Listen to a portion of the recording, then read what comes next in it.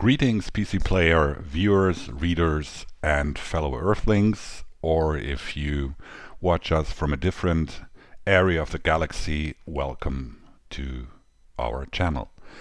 Um, as a, advanced beginners to intermediate player of Stellaris and lover of the game, I would like to introduce you to some of my findings, which took me quite some time and a lot of reading to gather, because, when you start out with Stellaris, at least that was my feeling, I felt overwhelmed with all the possibilities, options, things I had to take care of, all these blinking alarms up here. And so ship design was not on my mind in my first 300 or so hours. So later I found that it's pretty useful to have a look at the ships and their design, because they can give you an advantage in warfare. Obviously, I'm talking about the naval military ships, not about the science and constructor ships, the civilian ships, because you cannot change anything about these ships. The civilian ships, the science ship, all you can do is research an option that they start to auto explore the universe, which is pretty helpful because it took me quite some time to tell the ships where to go. So that was an achievement, but you cannot change anything, as I said, about the ship's design. So we are talking military ships. Let's have a look at them. You can open the Ship Designer on the left here, Ship Designer, or you click F9, and immediately you see all the ships you have available right now at your point in game time. For me right now, it's the Corvette and the Destroyer. The Corvette is there will be more ships, more advanced ships over time when you progress in the game. But for example, the Destroyer.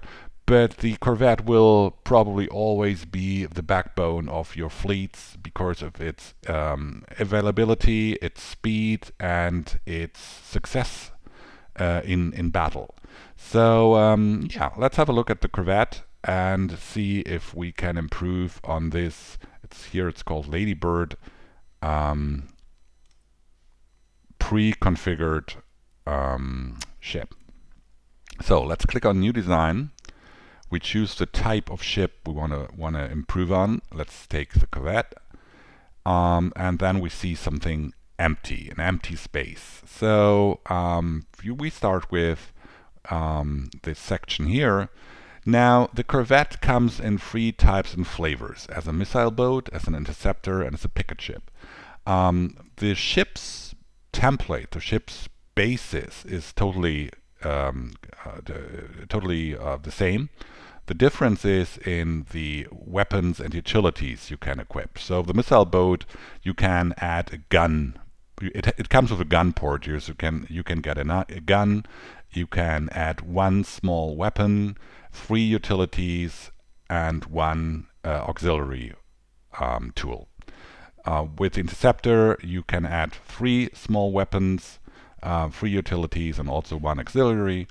And the Picket Ship comes with 1 picket slot, 2 small weapon slots, 3 utility slots, and 1 auxiliary slot. So let's build, let's say, a Interceptor. Now we see the basic design, and we can choose now to fill these slots. Up here are the weapon slots, the weapon ports. So when we click on the icon, we see that we can add 2 different weapons. We can probably add more older weapons, yes, if we unclick this hide obsolete components, but at least I like to use the newest tech. So we can add 1 laser, And now see on the right side here that the damage is more than before. When I add another laser, we now hand out 4.55 damage. And when we add a coil gun now, we hand out 7.73 per day in damage. There is also a very important difference between laser, an energy weapon, and a coil gun, which is a kinetic weapon. Lasers work well against hull and armor, anything which is composed of a material, of metal.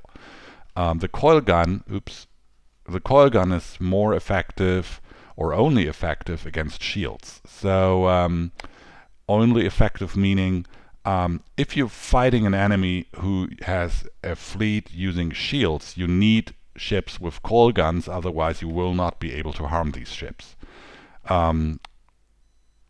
On the other hand, the coil gun is not very effective against armor and hull, so anything metal.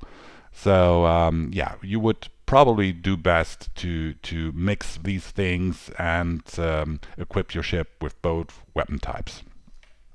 So here I decided to go for 2 red lasers and 1 coil gun.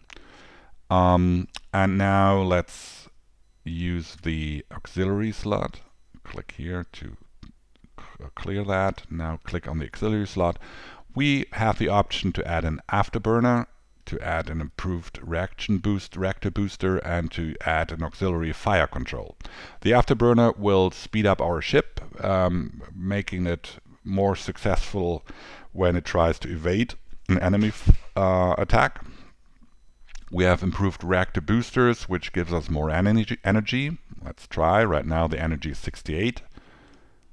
We add this reactor booster, and now it's 118. Why is that important? Because now, if we had more slots, we could add more weapons, because the ship only will work unless this power figure is above 0. So yeah, but right now with only 3 weapons we probably don't need a reactor booster. So let's see about the auxiliary fire control. We add that, and we still have 58 excessive power, and the ship now, the damage should have changed. Yeah, the damage, that's interesting.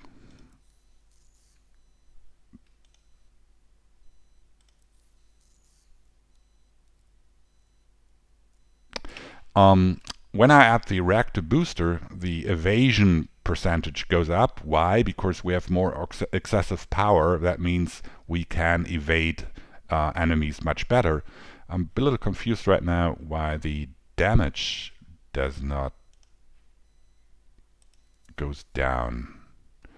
Okay, so probably the logic here is that we are slower without the improved reactor booster, so we have a harder time hitting the enemy hard.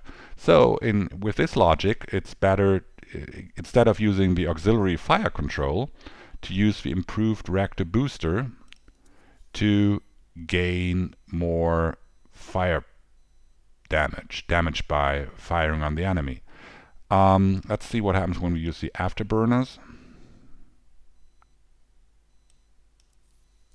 The damage goes down again. The damage we hand out goes down again.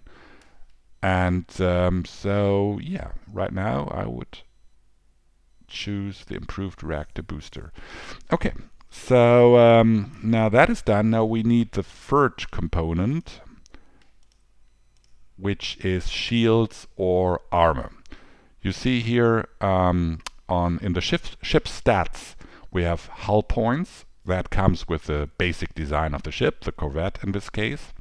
We have armor, which is right now 0. We haven't armored the ship in any way. We have shields, or we have no shields. Shields is 0. And as we've shown before, the evasion percentage is at 67%. The speed is 170. And the damage we hand out, the way we arrange the weapons, is 782. So now let's add some shields. Shields now goes up to 85, and the power went down, the excessive power. Let's add another layer of shields. The excessive power goes down, and shields go up. Now, do we have enough excessive energy to add another layer of shields? Power usage 25, so yes, let's add another layer of shields. And we still have 43 excessive power. Now I'm thinking if what happens if we still use afterburners? If we use afterburners now, the excessive power goes down, or we in the negative area, so we can't use that ship's design. So the way I set it up now, we need the improved reactor boosters, or we exchange one shield against a small unit of Serrano metal armor. Now we have some excessive power back again, and the armor is at 65. I think I will go with this Interceptor design for now. Corvette is a bit boring name. Dolphin, Nighthawk, that sounds good. And lastly, I will choose auto upgrade. That means that I don't have to deal with this design every time our research team finds a new upgrade, but it will be auto upgraded the minute we choose to upgrade the fleet or the ships. Save. Okay. Now, ships designer. And now you see we have the Nighthawk available. When we now build new ships, I haven't, these are store bases, shipyards, here we go. I don't have any alloy at the moment, so I can't build any ships, but we have now available the Corvette Lady class and the Corvette Nighthawk class. So I could choose that and build a fleet with Nighthawk, the Nighthawk class. Also, you see here the Nighthawk class is cost 102 alloys. Yeah, we are lacking 131 alloys right now. It's a Corvette size. It's one ship, 300 hull points. It has FTL, faster than light capability, meaning it can jump from system to system.